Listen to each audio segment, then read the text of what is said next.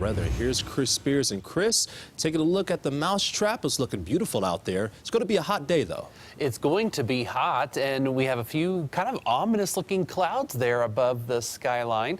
There's a weak cool front kind of pushing into northeastern Colorado. It's kicking up some thunderstorms already this morning. We'll take a look at radar in a moment. We want to start off with temperatures.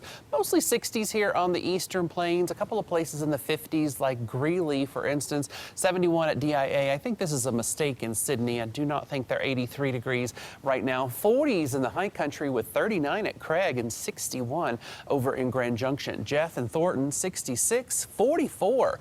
Ted Carlton up there in Steamboat Springs, he said it's extremely smoky in the valley this morning, and there is a lot of smoke in northwest Colorado. We have an advisory for high levels of smoke for parts of Garfield County and Mesa County until further notice, and that's going to be an issue with the Pine Gulch fire. I want to show you the dew point map. You see all the lower numbers here, 30s and 20s for the most part, even teens. That is bone dry air, and that is not going to support much activity today for showers and storms. Where the 50s are over here on the far eastern plains, we may see a couple of afternoon thunderstorms. We have a few morning storms in northeast Colorado. Like I said, there's a little surge of cooler air coming in from the north, some overnight storms in Nebraska, and that functions like a small-scale cold front. So it's lifting the atmosphere just enough that we're seeing a few weak thunder showers here in the northeastern corner. As we get into the day with our heating, there could be some stronger storms here on the far northeast plains, but most of that should be off into Kansas. As we take a look at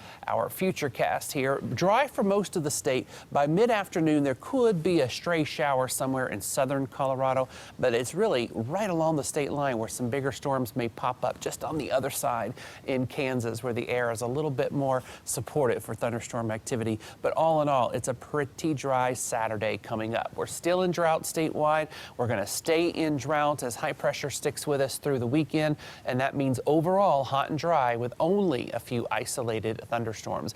90s east and west today, 70s and 80s in the high country, maybe even a few triple digits on the southeastern plains.